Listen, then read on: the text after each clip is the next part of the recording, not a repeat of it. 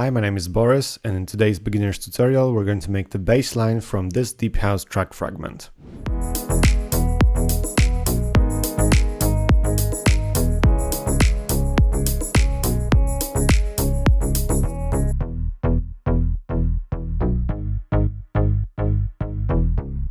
You will make this bassline in Wavetable from scratch. It's going to be quite a simple beginner's patch, but you can also treat this tutorial like an introduction to the synth. And after this tutorial you should be able to make basslines like this one yourself. Just a quick reminder, if you like what you're seeing in this tutorial, make sure to subscribe. We've got a lot more beginner's tutorials for Ableton coming up. And if you'd like to learn Ableton Live a little bit more in depth, check out our Ableton Beginners course, which is going to give you all the knowledge you need to confidently start building and finishing your first tracks. Alright, so let's get started. So this is what we're going to be making today. Once again, let's give this bass line a quick listen.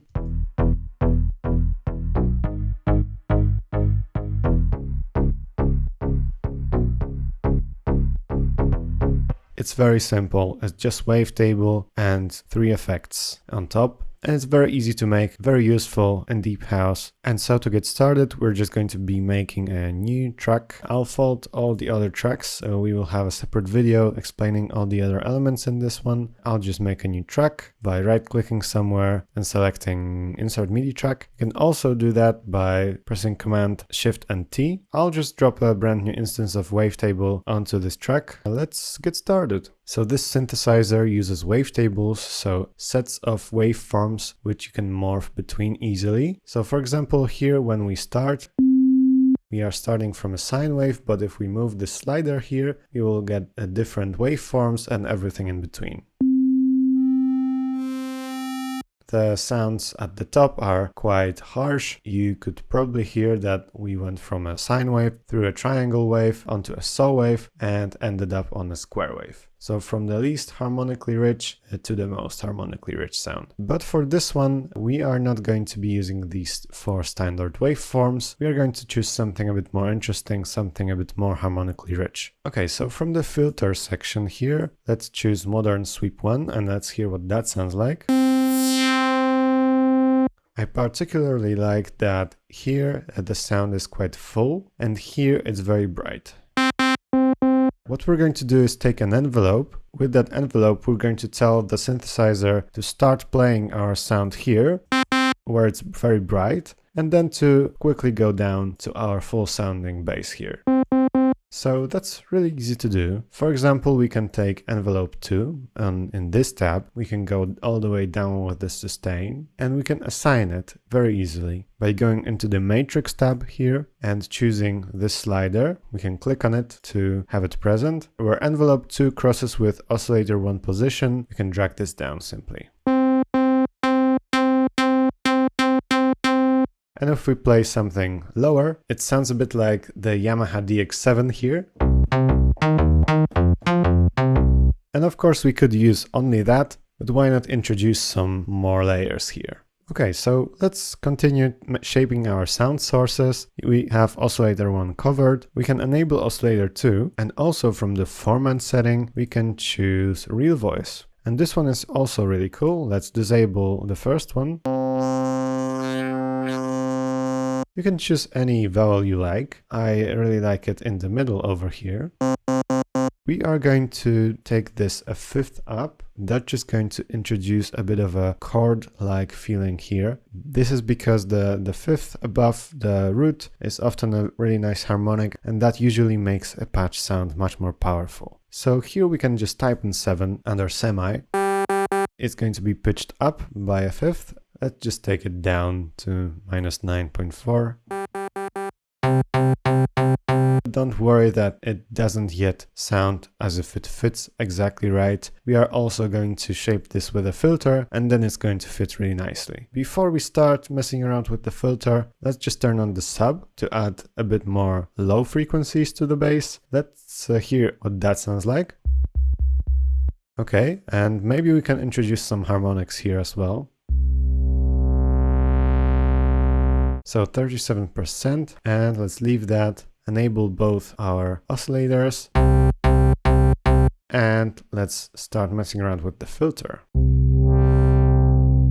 So if we drag down frequency, of course, it limits the high frequencies here. We are using the 24 dB per octave filter. You could try it with 12, but for this one, we're using 24 for that warmer, Moog-ish sound. So here we're going to stay around 67 Hz, very low, and we will just move this knob with an envelope. And because we have envelope 2 already applied here, we can actually use the same one to shape our cutoff of the filter, so the frequency knob. And if we click on that, we can see that it crosses with envelope 2 over here, and we can add some of that to add some movement.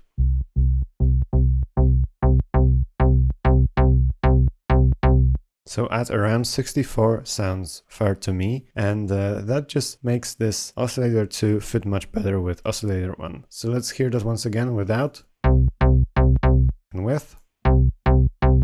It just adds a slight harmonic to sit on top. We can increase that if you want,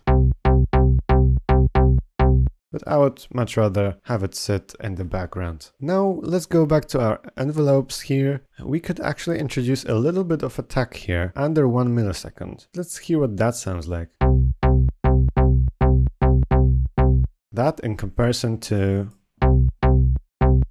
That's just a matter of taste here, but I prefer it to be slightly softer, so 3/4 of a millisecond here, and that just makes the sound overall a bit smoother, and for me it fits much better with the genre. Now if we take a look at the amplifier, we can tweak some more stuff here as well, and maybe let's just go down with the sustain, because if we hold the note, the bass is really loud, especially the sub, and if we take this down,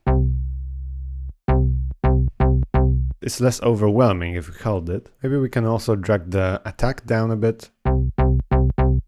And so that there's no clicking sound, we can also introduce a slight release. And that sounds perfect to me. And I think we're ready here to add some effects to spice this up and make this ready for our track. So let's go through the effects one by one. First of all, we're going to be adding chorus here. And that's the legacy chorus from earlier versions of Live. If you would like to find it, you can search for the term legacy under packs, and it should be in Core Library, Devices, Audio Effects, Legacy, and this one is the chorus. We're just using this one because it has a bit more modulation possibilities here, as well as a nice high pass.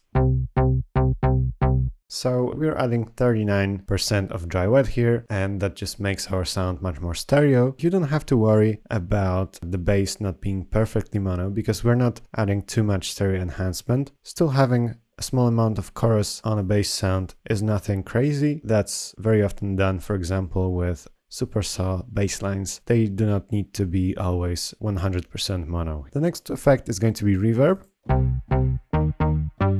So we could call this a small room reverb. It's 900 milliseconds of decay time, and we could increase that. But just to make it sit in the track, under 1 second of decay time is fine. We just wanted to give it a slight room so that it doesn't feel so synthetic. So we're adding some filtering, so a low cut here and some low and high shelves here with the diffusion network, and 30% of dry wet. And the last effect is the compressor, and that only works in the track itself because we need some sidechain signal. First of all, if you load up compressor, it could look like this. To make it a sidechain compressor so that we can have some ducking whenever the kick hits, you need to expand this view, click on sidechain. Also, it's a bit easier if we click on the third view over here, so the third button here. If you're setting up this sidechain compressor, all you need to do at the beginning is just lower this threshold until you can hear it ducking, and then just adjust the ratio, attack and release to have a nice curve, and you can monitor it nicely with this display here. Now if you look, it is going to duck every time the kick hits.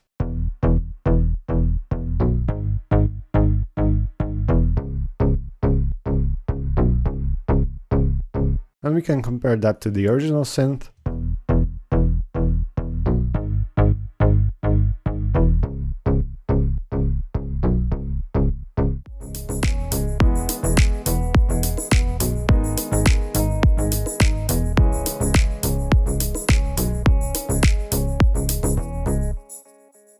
To me, the synths sound exactly the same. The first one is a bit louder, but that's not much of a difference, just 1 dB. Okay, that's it for this tutorial. I hope you found it useful. If you'd like to explore Ableton more, we are running a music production academy with start-to-finish courses on making tracks in various genres, as well as an Ableton beginners course in which you can learn all the necessary basics of production. Make sure to subscribe and hit the notification bell. If you enjoyed this video, leave us a like and write us a comment, and I will see you in the next tutorials. Hi, this video is sponsored by us. If you like these tutorials and want to support the channel, check out our website packed with online courses and professional sound packs. If you want to cut years of your learning curve, check the PML Beginner to Advanced Music Production program for Ableton Live. You will know Ableton inside out and learn how to write, produce, mix and master complete tracks. You learn step by step at your own speed, from an empty file to professional production, as if we're sitting side by side in the studio. Thank you for listening.